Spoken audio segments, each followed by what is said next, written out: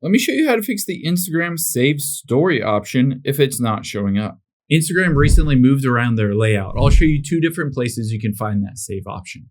Now open up the Instagram app on your iPhone or Android, and let's say you're going through the process of creating a story.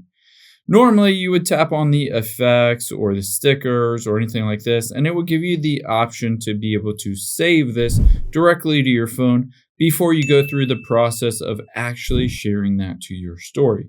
They moved some things around, and it was a bug on Instagram.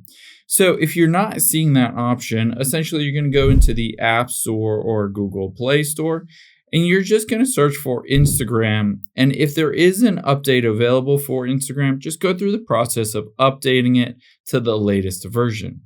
Now, after you've done that, there are two different ways that you can save that story.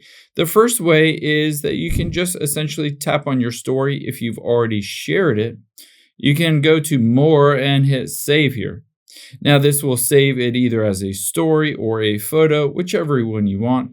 But you can also do this when creating that story, because essentially if you tap on the camera or take a photo or upload a photo, whatever you want, you can tap on the little arrow at the bottom right here, and now there is a download button instead of a save button.